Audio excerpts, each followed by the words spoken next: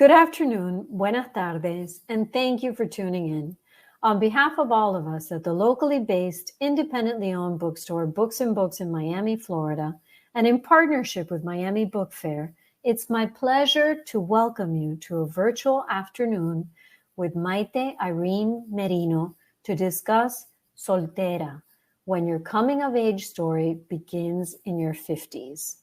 Maite Irene Merino is a born and raised Miami Cuban, which is a local reference to a traditionally Cuban-raised Miamian. Basically, growing up in the legal field, raised among law books where she began working at the age of 16, almost 40 years later, her passion for writing drove her to finally finish her first novel a lifetime later. There is no stopping her now. Already deep into her second book prior to even publishing her first, she stays busy writing as well as running a YouTube channel, always ready to help women like her over 50 and basically thrown into starting a new life. To moderate this afternoon's conversation, we're joined by Vanessa Reyes. Vanessa is a published journalist who has written for newspapers such as the Miami Herald and the Sun Sentinel. After taking a 10-year hiatus to raise her 2 kids and a subsequent divorce, she started her website, www.singlemomstartingover.com. She now embarks on a new journey of transformation, much like our book's protagonist. Throughout this afternoon's broadcast, you're invited to ask questions by using the Ask a Question feature at the bottom of the screen, and you can order your copy of Soltera from Books and Books below by pressing the green button. We appreciate each and every order and the generous donations from viewers everywhere. And now, without further ado, I'd like to welcome our guests to the virtual stage. Hello, hello. Hi. Hi, ladies. Hi, how are you? Good. Oh, you know what? I'm hearing kind of like a back feed. I don't know if that's on my end. Let me try taking it off.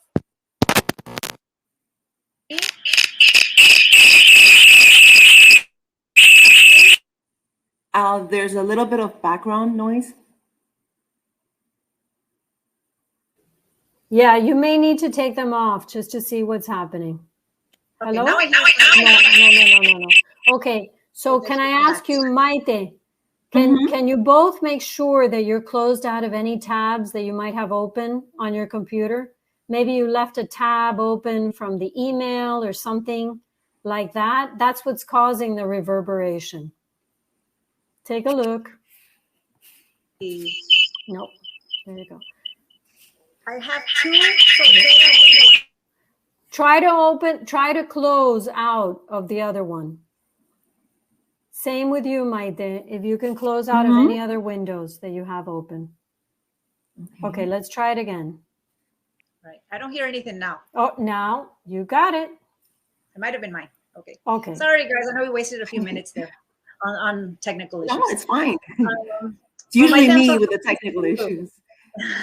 No, we're both in our 40s and 50s, so, it's bound to happen. Yes. But I'm so happy to be talking with you now about your book, Soltera. It was so relatable to me, and I know to so many people who are watching, because it's about divorce, and unfortunately, that's become so common in our society this day and age. So yes, I wanted to ask you so many questions, like what led to writing this book? Like, how close are you and Julia, the protagonist in the book? How similar are you guys, and what led you to write this book? Well, I've always been a writer, and I started, I don't know how many books. So finally, when I got divorced, I don't know if it's the time, or for me, it was a release. It was my therapy. When I got separated and divorced, it was the first part of the book. There's a lot of similarities because it started as a memoir. I actually started writing it in first person as I was, going through it, and it emerged into fiction afterwards. There are a lot of similarities with Julia because Julia was me at first, with some changes, but yes. Yeah. No, and I know it's some journey that so many people can relate to. I mean, I know our journey is a little different just because you had a 30-year marriage and your kids were grown up more or less by that time, right? Yes, So, definitely. yeah, and my divorce was after a 10-year marriage, and my kids were, they still are pretty small. So it's a little bit of a different, time in life, but I think so many people can relate. And then once you are ready to date, you're out there in the dating world. I mean, that's a whole Yes. different area. And I read through it during some time down that I had, and I was like, the Alex chapter had me on the edge of my seat. Oh no. The Alex chapter, guys, there was a, I guess, co-text moment, and I think the ladies can relate to when you are like hyper vigilant that nothing's gonna show or anything like that. But it's something you have to read the book to understand it. But was that based on, like, how did you come up with that scene in the book with the co-text moment? It wasn't hard to come up with because there was a lot of truth to it. It wasn't exactly a tough context moment, but it was a moment, definitely. Yeah. It's funny, when I first wrote that section, I was in my memoir stage. So my best friend, who is also featured in the book, I won't go into details, but she was my first person that actually went through the book and edited it. And the actual, what happened with Alex was very graphic and very scary, but it was very funny. And there is a lot of truth of what's in the book. Yeah. How scary was it for you to go on that first date after divorce? Because I know your husband was pretty much the only man in your life.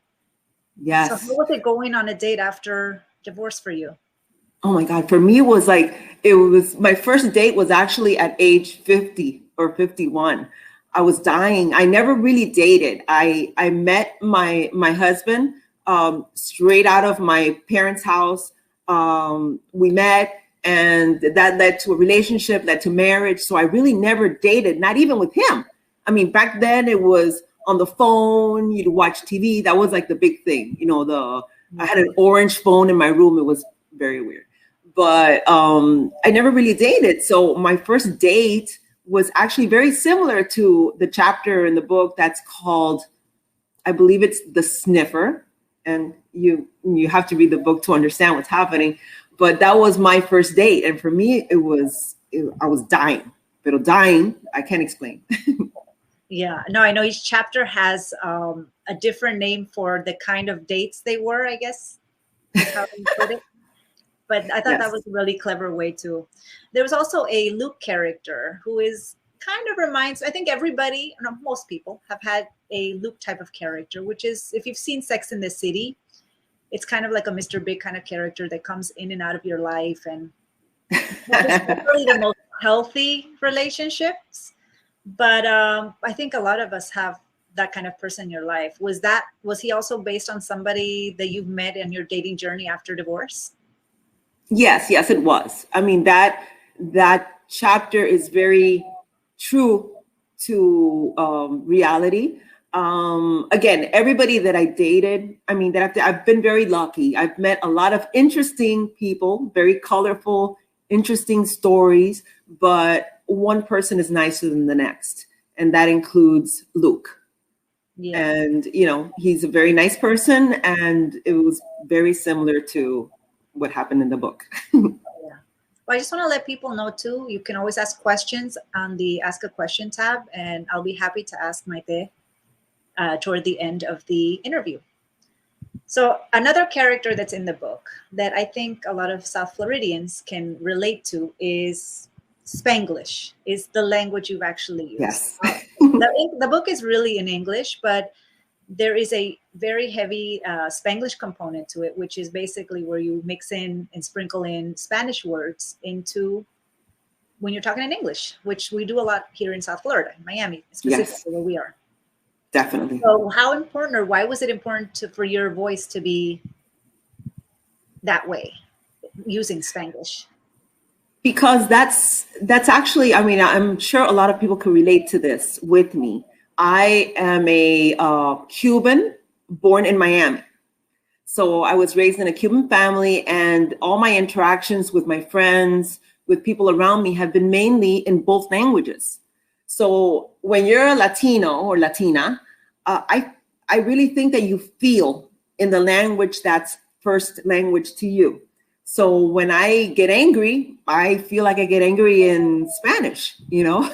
My emotions are connected to the language that I'm at. So when I say in the book, "Ay Dios mío," you know, you're feeling it. So that's why it comes out in Spanish, I guess. And I tried to be true to myself in the book that way. Isn't that funny? I feel like that's a funny dynamic, especially with Latin people, because I think English is, you were born and raised here in well, Miami, but technically the United States, right? So Yes. your first language, would you say, is English though? That's an interesting question, because at times, I mean, I was raised in a very traditional Cuban household. So the first years of my life, maybe those formative years, were in Spanish. I mean, my parents actually met learning English, which happened, but they never really spoke it at home. So I was basically raised in Spanish until I started school, and then that's when it switched. So even though I was raised here and am an American, and I feel 100% American, I feel 100% Cuban as well, because it was kept in my house that way. Yeah, I feel like culture is a really important part, I guess for everyone, but I think Latin culture, which is what you and I grew up in, is really important for a lot of families to have the culture still remain alive, you know, even being here in the States, right? Yes, so, definitely. Tell me more about your dating, the dating after divorce. What is the one thing that you learned that you took away from starting to date and this whole journey? What is the main thing that's actually stayed with you this whole time? That, you know, people are people. You're so scared. At least I was petrified to go on my first date. And my first date was very awkward. I remember that I made an agreement to meet somebody, because my first date was actually somebody that I met online. That was the first person that I agreed to. And I remember that I had to park. It was on 8th Street or something. I don't even remember where it was, but I know that it was somewhere that I had to park and walk a distance. And I'm telling you, that walk from my car to the place took forever. I was petrified. And I remember the feeling of getting there and searching for somebody that didn't know what they looked like, because what people look like on a picture or something when you're dating online is not necessarily what they look like live. So, you know, taking all of that into account, it was a scary feeling. And what I've taken from it is that everybody's different. There's no need to be scared at all.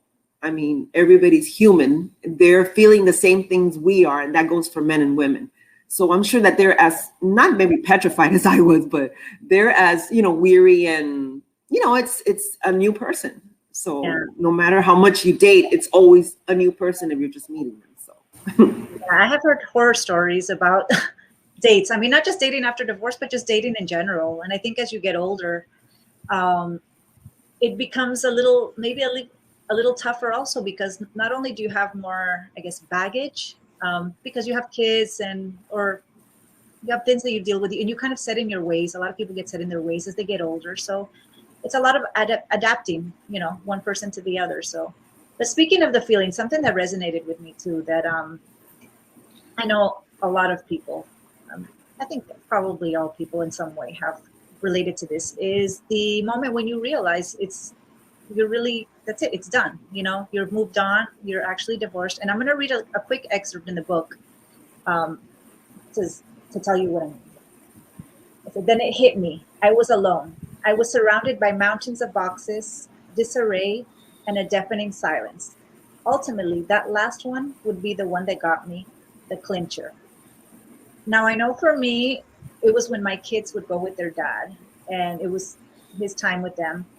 And I realized it set in that I was by myself. I'm divorced. It's not a family of four anymore. It's just me by myself.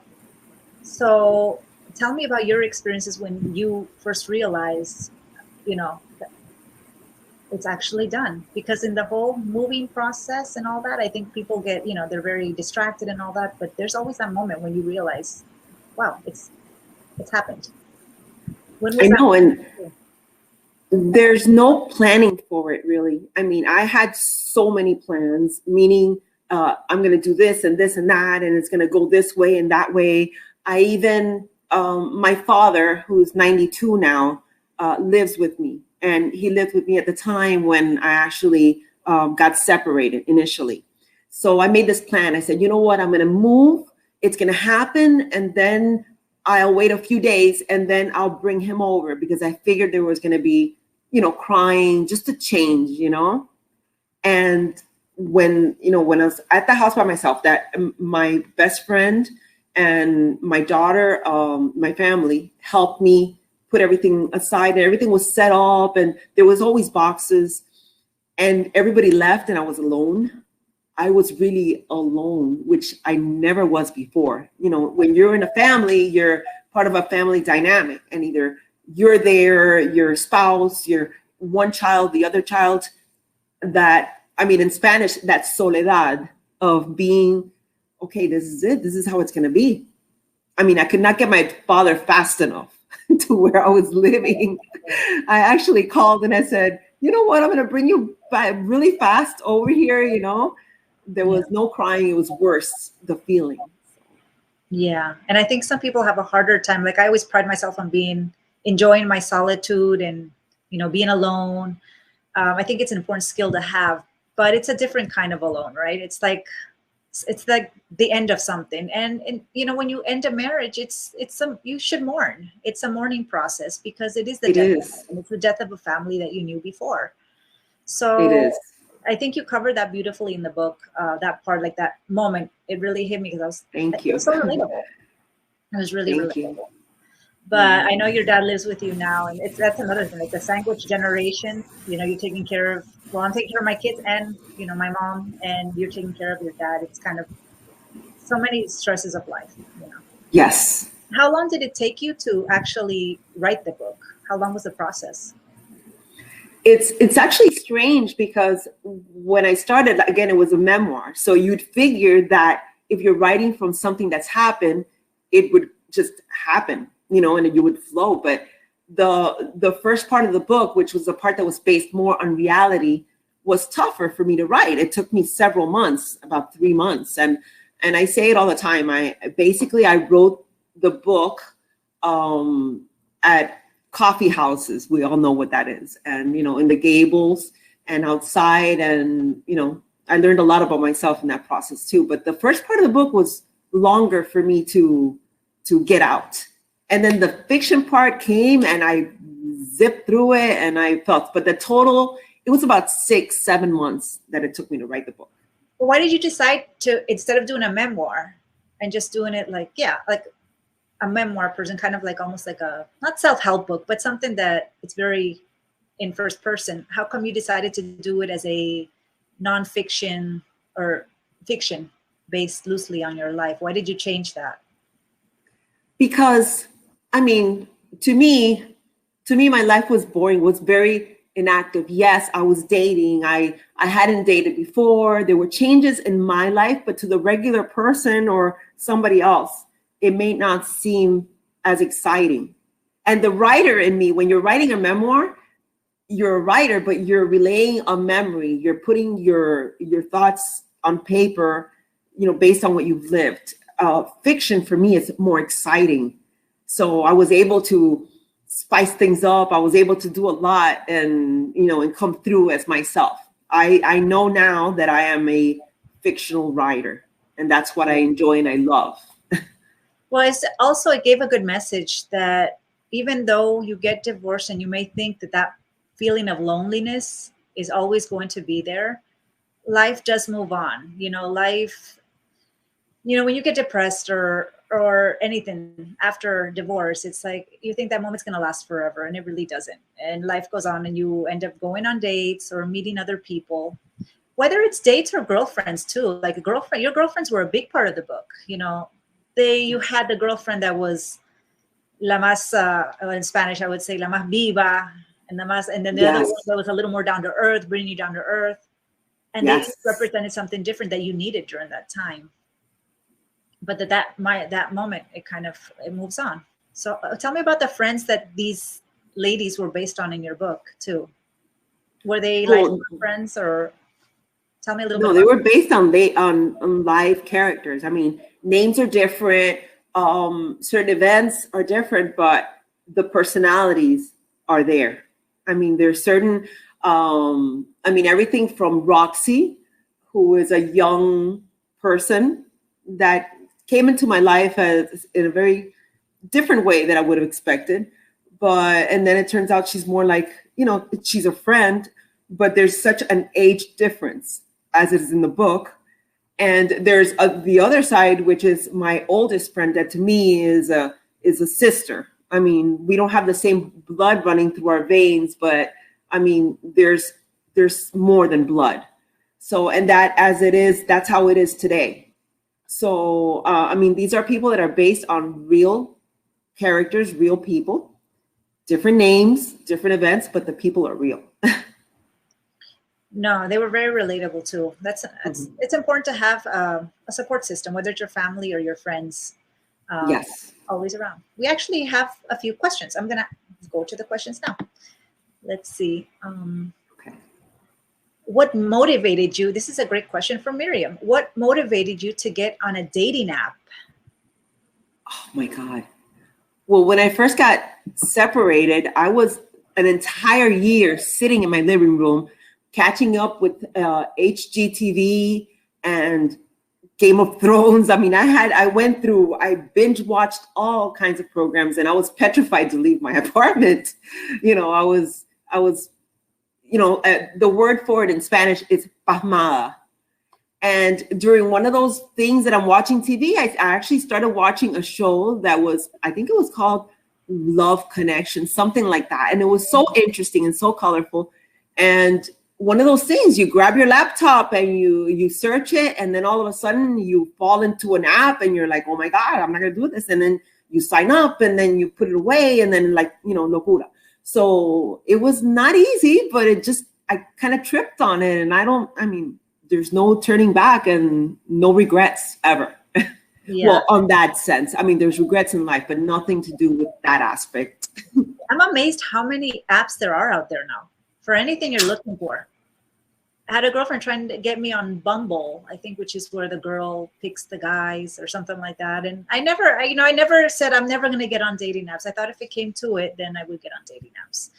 But yeah. If you would have asked me that question when I was married, I may have even been judgmental.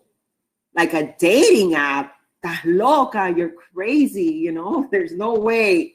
There is, it happened to me. And you know what? And again, I've met so many people, so many nice people.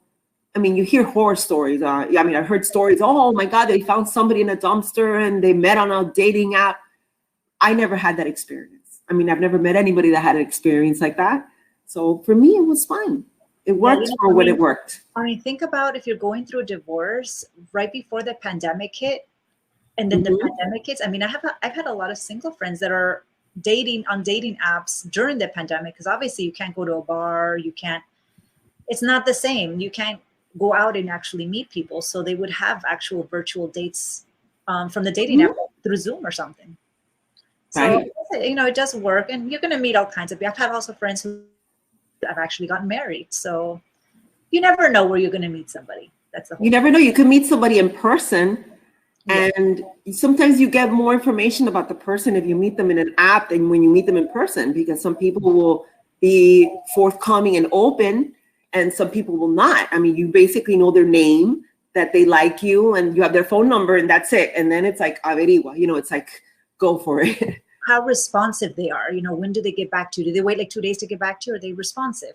Are they respectful? There's a lot you can learn without actually meeting them in person. Yes. But when you meet them in person, obviously then you see the physical, and it's different. It's almost like a preface when somebody's reading your resume and then they ask you to actually come in for an interview.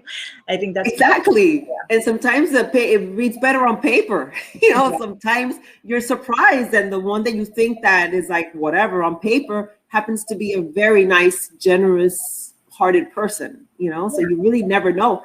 It's una cajita de sorpresa, to say it in Spanish. And, you know, it is what it is. The person you never thought would actually be something. Yeah, it's like the person you actually, wow, I could see something happening with this person. So we have a few more questions. Let me see. Oh boy, be nice. Hi, Diana. Diana said, hi, Maite and Vanessa. Hi, Diana. Hi. Oh, pressed enter too early. Okay, Diana says, Maite, I wanted to tell you how very proud I am of you and so excited for you. Tell us when you first felt you were happy. Love you, girl. So tell us when you first felt happy. I'm guessing after the divorce. So when did you first, do you have a moment where you actually felt like, wow, I'm calm. I'm okay now. I'm going to be okay. Do you have a moment like that right after? I've actually had many moments like that in different aspects. For me, again, at first I was scared. I was, you know, just, I don't know if I was waiting for something. I don't know if I was waiting to kick in myself, but it took me a good year to at least feel normal again. And again, that happens. I feel happy often, you know, at moments that I'm doing something. I'm like, oh my God. Like I just purchased a home about 2 years ago. To me, that was such a proud moment because I really never did anything by myself. I mean, we're talking about getting a tire changed. We're, you know, buying a house, buying a car, everything that I always did it with somebody else. So all those little things to me are very exciting, aha, happy moments. No, that's a huge feat. To buy a house for anybody, it's huge. I think for me, it was taxes. My ex-husband used to do all my taxes all the time, so I never had to worry about it. When tax season came around, I was like, oh my God, what do? I have to get this? I completely forgot. I mean, it's 10 years, but I completely was dependent on him for that. So it was going back to how I was in my 20s. So that's a great question. Yes, that is a great question. There is a couple of other questions. Let me see. Are you still this question comes from Richard Jenny. Are you still soltera or have you found a special person? I have found a very special person. I won't elaborate too much, but let's just say that it's a success story. I'm very happy, very content. It's opened my life to many different things. It's inspired me. It's actually reflected in my next book. It's changed what I was writing, and aspects of his life are now aspects of my life. So yeah, no longer soltera. That's soltera, but no longer I am in a relationship. So. Yeah. I think that's important for people to know too. I think it's happened. I've seen friends that kind of get turned off. Like, I'm never dating again. I hate men, or I hate women, or, you know, and no, everybody has those moments though. Yeah. Everybody has those moments. I guess so. I guess people have those moments. There's reasons sometimes when you're just like, I'm done with everything. But there are good people out there, and I always believe in second chances and starting over is, you know, and whether it's relationships or work. And I'm so happy that you found somebody that you're happy with and that's made you believe in love again. That's important too. Yes, definitely. Well, I know that this is an interview, but I want to put Vanessa on the hot seat. Oh, what? I want to put Vanessa on the hot seat. Has your experiences, based on what you've heard from me, because I'm older than you? Just a little bit, not a lot. But still, it feels like, you know, how about your dating experiences? How do you relate to what I'm telling you? Yes, I do. I do relate a lot. I mean, I honestly didn't get to date a whole lot after my divorce when I was separated, because a few months after I got divorced, after my divorce was finalized, I actually met somebody too. And I would say he's what I needed, but what I didn't know I needed. And I'm so used to being independent. As far as emotionally goes, I always handle whatever life throws my way on my own, you know, and I've learned since I was a little girl to handle things on my own. So when this person came into my life and was like, giving me what I didn't even know I needed, which is like a shoulder and somebody to count on and somebody I can actually talk to. Believe me, we've been together 2 years, but it's been a work in progress. I still have a hard time. Like, should I call him and not tell him about this problem? I'm having a bad day. I don't know if I should, because I don't want to overwhelm anybody else or put anybody else down. I just want to handle it on my own. But I think he came into my life at a moment when I needed. I just didn't think it'd be right at that moment. So when I told you that friend got me on Bumble, I was willing to try it, like when the time came, but for that moment in time, I was just thinking about having fun and for a couple of years being single, because I think it is important for people to be alone for a while and not to go from a relationship to another relationship. I think it's important to heal, because you're still healing. And to be honest, I don't know that I was in the best place to be dating. You know, he took me for who I was and didn't let my small kids or the stuff I had going on in my life scare him away, and he's adamant in staying there. And I thank God every day for that. But you know, it's important to heal too. So I mean, I didn't get too much of a dating journey, to be honest. But I think it's necessary to have that time and to kind of see what's out there. And then when the person actually comes into your life, to appreciate it, because when you meet a special person, it's rare. It's not that common to meet quality people that are quality for you, you know? Yeah, and you really don't know what you want. I think you know more what you don't want instead of what you want. Oh, yeah. Oh, totally opposite from my ex-husband. Definitely totally opposite as far as emotions go and all that. And yeah, definitely. I think that's important. What you said is you know what you don't want. And you know what you don't want.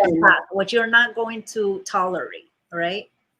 Right. And you're a different person. I mean, as soon as you're alone, you're no longer a part of that unit where you were. So you're kind of like pushed into the lake, and you learn how to swim. And, you know, you learn how to swim your way, and you do your own thing. And, you know, it shows you a lot about yourself. So you really don't know what you want, because you don't know who you are either. Yeah. And you're learning as you go. And Maite, I don't know. I think this happens to most people, but I don't know if it happened to you. But the self-esteem, you know, it takes a hit when you get divorced, and you just kind of, like you said, you just don't feel like yourself. You're a person in transition. So it's funny because I see pictures of myself back during that year, and that year that was in my apartment. I look like a different person, and I'm not talking about hair. I'm not talking about, you look at me, and I have the picture very handy, because I like to look back where I came from, and I like to see the progression of myself. And I was sitting on the corner with a group of other women, and I was sitting on the corner. I was gripping my purse. I had my glasses on. I wear glasses, by the way, people. I had my glasses on. I had a bun. I mean, I looked at myself and I said, I look like my mom for myself. And I'm saying, wow, you know, that person, I wonder if that person is still alive, you know, that person that I was. And that person grew. That person grew in transition. And that's the thing. I think life is all about chapters in a book. You know, it's chapters. You just go to the next chapter, and you just keep learning more. You know, like Julia in the book. Yes. Yeah, she grows. She grows a lot like I did, because but there's so many Julias out there.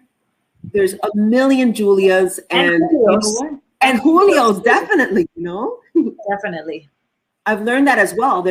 I've been approached by men who have actually asked me, well, I'm going to date. What do you suggest? I mean, it was a surprise to me, because I always thought that women would relate to me with what I went through. But there's men out there asking. They don't know sometimes what to do. I mean, they've been in relationships for a long time, and they come out and they're like, ¿Qué hago? What do I do? Where do I go with this? You know, and I've answered questions like that. And it's interesting. It happens to whatever, no matter what you are, man, woman, young, old, you know. Well, because you put your journey out there through your YouTube channel and everything, I think, and now the book, people, especially men, they're not going to go to their buddies and ask, and ask these questions, or they may not have a lady in their life that they can, like a friend lady that they can ask. So they need advice too, just like us women need advice. I think women have more of a support system than a lot of men have. It's true.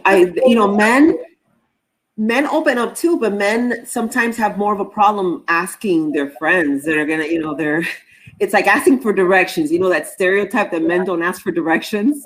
They do, and so do women. But it's hard. It's hard for men to come out sometimes.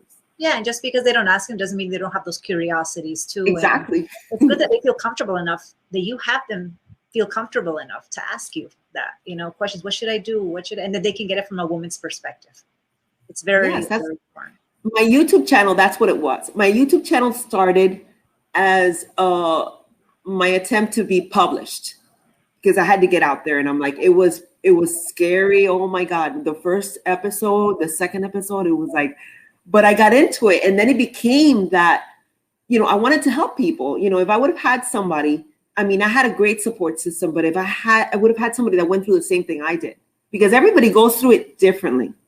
So I said to myself, okay, so if somebody is going through it the same way that I did, maybe something that I've done right or done wrong could help somebody else, and it's not, I'm not being noble, not being a good person. It's just that you relate, when you have something you want to share and you kind of open up. For me, it was me on YouTube speaking, crazy. I would have never imagined. It was the scariest thing ever, but it actually has given me a love for it. And you speak your mind and you try to help, you just say what you've been through, and not even giving advice, just having somebody hear what you did and what happened to you is good enough sometimes, Yeah, I think people need those people to relate to know that they're not alone, because getting divorced is a scary journey. It's scary. You don't know what's on the other side. You don't know, are you going to meet somebody else? Or if you've been like me, I was a stay-at-home mom, and I applied for jobs,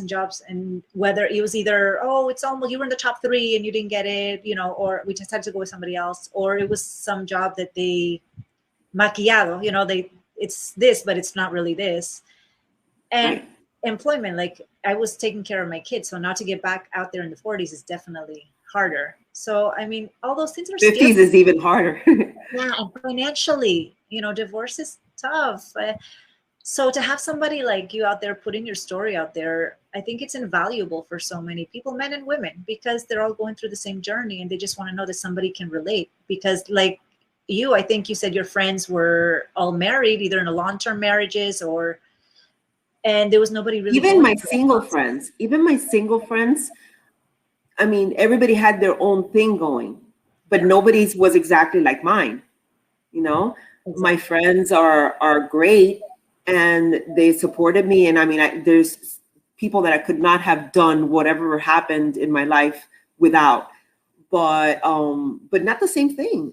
My closest friend, who's like, again, blood, she's had a successful marriage for over 40 years and going strong. So I'm sure she would have given anything to help me. Poor thing, her ears must have been, she must have been like, oh my God, I hope her phone breaks, every day. But, she helped me everything she could. But if I would have had somebody that would have been through the same thing, They try to help you the best way they can, but it's not necessarily what you need. But an ear is also. Oh no! To be and I made use of that ear big time. Big time. So we have a few more questions. Let me see what else. This is such a great event. Thanks you, Janelle. Thanks to Maite. Janelle says this is such a great event.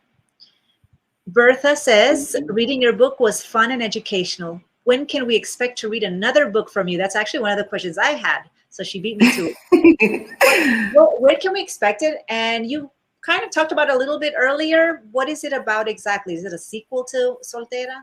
Tell us a little bit about it. Not at all. I like writing about something similar to my experience, but what I'm carrying forward is the heroine in the book being a person of a certain age, a woman, similar age in mine. But nothing to do. Whatever books I write in the future, it's going to be different. I'm not thinking about like a sequel, anything like that, because Soltera is funny because I get asked that question all the time. Oh my God, even somebody that I've dated after I finished the book, they're like, am I going to be in the book? Nobody's going to be in any other book. You know, I am a fictional writer, and that's what it's going to be. But with that premise of a woman in my age. But I'm expecting that in the next few months, it's going to be out, because right now I am flowing with ideas. I am writing, and, you know, I've been a bad girl. You know, you get not writer's block, but a lot of things happen in your life. You know, people come in your life and things change. So I have finally adjusted to that change and incorporated writing back into my life, and I'm flowing. So it's happening soon. You're inspired. Very inspired. That's the word I was looking for. Inspired, yes. The word is by everything. Apply anything inspires me right now. So it's great. Take notes of each idea that comes into your head. And I have notebooks everywhere. I'm like a loca. Yes, definitely. Okay, let's see. We have another question. How many episodes? Oh, this is from Richard. Okay. How many episodes have you done about your book? And what is your channel or website address? Great question. Oh, okay. On YouTube is Soltera by Maite Merino. And I've done, I think, almost 50.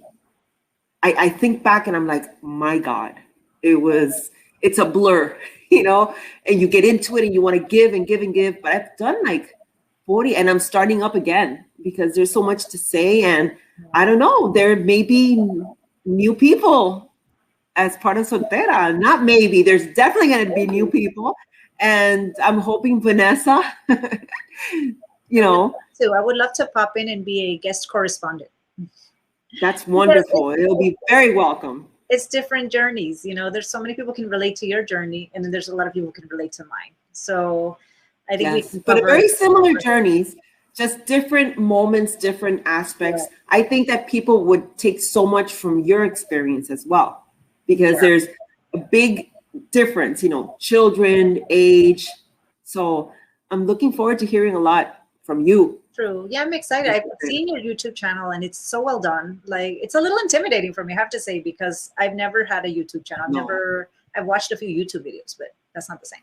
So, you know, doing an actual video, it actually requires a lot, you know, it requires time. It's a little time consuming. I've streamlined it to where it goes. I mean, it's, you know, it's become a part of me, and I learned as I go. I learned as I went, you know, every episode I would learn something different. I'd get a little looser, and that's bad because I talk a lot. So, you know, could be a bad thing. But now I used to script. I don't script anymore. I'll get ideas down and then I just run my mouth, you know, English, Spanish, whatever it is. But it's fun to have your own channel where you get to be the boss and get to decide what you're going to talk about and have that freedom to be able to put whatever you got to come up with it, because you want to talk about everything. So you have to, you know, limit yourself to what's helpful and what's going to actually mean something to somebody else also. In addition to it being, to me, it's like another vehicle of expression. You know, I love to write, and apparently, again, I like to run my mouth and I like to put it on the camera. So guess, you know, it's like great. And I'm sure a lot of people would like to listen, I'm sure. Okay, let me see. We have, I think, a couple more questions. Do you have, Diana is asking, do you have a name for the new book yet? We're on the edge of our seats. Yes, Diana, I agree. We are on the edge of our seats. No, that's one of the hardest things to do, because your book is about the person, about the event, about so many things. And I've gone back and forth in my head with 5 different names. So that's one question I'm not going to be able to answer because I don't have an answer. I will put it out there. As soon as I come up with something, you know me, I don't hold back. Yeah. It's black and white, so it's going to come out. So we're going to have to wait and see. And I have a feeling you're going to have to join her YouTube channel to find out, to get the first Yes, please. You know, you'll find out right away as soon as I know. So let me see. That's a great question. That was a great question. Okay. Yes. Now, Anna's asking, what is the greatest lesson you have learned, and what is your top piece of advice for starting to write a book? Starting to write a book is, okay, I don't know, it depends on the person. For me, my biggest challenge was not editing myself. The biggest advice I could tell you is to just write. Don't think about it. Because if you think about it, you're going to go back and change your idea, you're going to be spinning your wheels. So how I did it was I would write, and then the next day, I would only refer back like one paragraph to see where I left off and just keep flowing. Because if you go back, you'll surprise yourself. I mean, 100 pages down the line, you'll look back and say, wow, I wrote that. Instead of trying to change it, perfect it, because there's no perfect. It's just what you're writing. Perfection comes later in the editing and all that. That has nothing to do with the creative process. So don't limit yourself creatively. Just let it flow and don't think about it. Just go with the flow, literally. Yeah, because something I admire of you is that you have a full-time job that's not writing. It's a full-time job that puts food on the table and everything before the book came along. But you're a self-made author. It's something that you pursued. It was a passion and you made it happen. So, and I feel like that the toughest part would be to find a publisher. I mean, how hard was it to find a publisher? It's hard. It's really hard. It's because there's so many aspects of what you do that make you, stand out to a publisher. But for me, the hardest thing was, getting started for me was the hardest thing, because you have so many ideas, so many, things that you could write about. It's like like I said, a fly is an inspiration. So just focusing on the one thing that you're doing and just letting it flow, for me, was the challenge. Just committing to one idea. Great advice. Yeah, focusing on that. Focusing, yes. All right, so we have,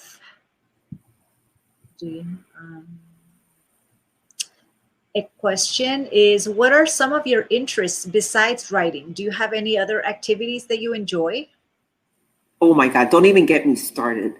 Okay, I love, my newest love, which may be featured in my next book, probably, yes, it is going to be, is bowling. Believe it or not, the silliest thing. To me, bowling was, taking your child to a party, and it's a bowling party, and they bowl for an hour or two, they have fun, you go home, and then you don't think about it anymore. But the person in my life happens to be an avid bowler, very professional, very committed. And it's opened my eyes to it. And what started off as, let me go see fulanito and be supportive, has become a love and a passion, and it's a sport. And that's with the bowling. I love writing, anything outdoors. I never knew I was an outdoor person. I lived from my house. I would go to my car, go to work. Everything was like, AC. We live in Miami. It's very hot. So outside was like, ay, que calor. No, I love it. When I got separated, one thing I always wanted was a convertible. And the first car that I leased at the time was a convertible. And I enjoyed that so much. Every day I would take the top down, and I was like nature girl. And still to this day, I would run 3 miles a day, 4 miles a day. Started with walking, ended up in running. And as long as it's a tide, I love it. So I like sports. I'm a nerd. I like anything. I'm very happy with anything. So I think a lot of people, when they're married, you got married so young. So yes. But even me, that I got married already in my late 20s, I felt during the marriage at some point I lost a part of myself, and I kind of forgot the stuff that I liked. And I don't think you really knew the stuff that you really liked, that Maite liked. No. Yes. Until you got divorced, right? Exactly. And my mother was very protective. So I never learned actually how to swim, believe it or not. I didn't know how to ride a bike. So for me, outside was always like outside, But now I'd rather be outside. I don't care. And thank God, my hair doesn't frizz too much, or frizzes enough where I don't care. And I'm outside, and it could be in the rain. It could be in the heat. Yeah. I love it. I'm an outside girl. So there you go. That's why there are these things that you discovered because of divorce, you were able to discover about yourself. Exactly. All right, I think we had one more question. Are you willing to do Q&As with book clubs that have purchased additional read your book already? I guess, yeah. Are you willing to do Q&As with book clubs that have already purchased? Of course. I know you guys could tell that I love talking. I love talking about the craft. I love talking about my experiences. So that's one thing that I would love to do, explain, because if people are reading the book, that means that there's people that relate to the book. So I want to sit there and say, you know what? Don't be afraid. It's great. Don't hold back. There's another life out there, or, what happened to you in the past is not what's going to happen in the future. Answer is yes, I would love that. So if you guys want to ask questions, reach out to me, and my email, through social media, whatever way, just reach out and I'll be glad to do that. I'd love to do that. Yeah, I find people love to tell their story. It's important for people to be heard. So that would be. Let me check if that was the last question, possibly. Oh, there's another one. Here's another. Would you be open to doing it in person? Well, yes, in this climate, would you be open to doing it in person? Of course, and no problem. Now that we're going through a COVID thing right now. So we've all gotten used to doing these things virtually and stuff, but, with the proper precautions and, I'd love to do it. I mean, anything that's out there, anything talking about, again, the craft experiences, I'm willing to do any of that. I mean, okay, that's great to know. And the last question we have another question. Tell us about your new love, the one with 4 legs. Oh, apparently you have a new love with 4 legs. Oh my God. That's another thing that's changed my life completely. In the solitude, the loneliness and all that, I love animals. Okay. And God brought me this baby girl that I call her. She is a Labradoodle, and she is wonderful. She's a puppy, and she's going to kill me one day because she's huge and she pulls like a tractor. But you know what? I can't imagine life without her anymore. So to me, she's my new baby. She's beautiful. Beautiful. I'm dying to meet her. I love animals. She's so cute. So cute. She's great. I think there's a last question now. How can we get our book signed by you? Just ask.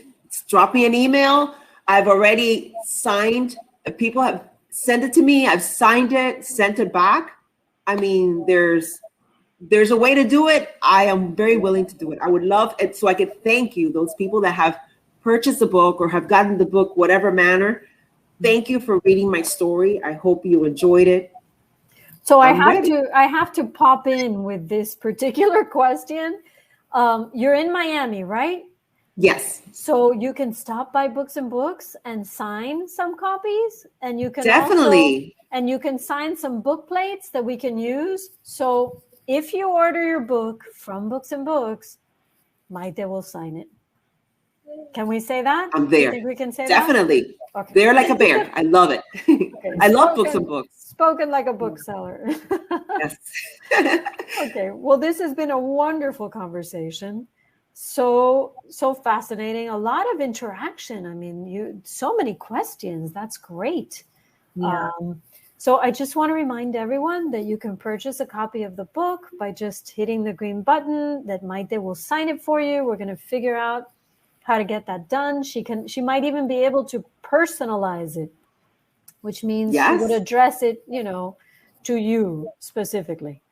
So thank you both. Thank you for supporting independent bookstores. Thank you both. Thank you for supporting Books and Books, Miami Book Fair. Congratulations on your book. Thank you. On the great work you're doing. Vanessa, thank you for wonderful moderating job. Thank you, Christina. Amazing. I'm glad so many people can relate to Maite and find her on her YouTube channel. And we wish you the best of luck writing the next one, so we can. Thank you. We can do this again, and maybe in person. Yes, definitely. Yes. Okay, everyone. Then stay safe, be well, and we'll see you the next time. Bye.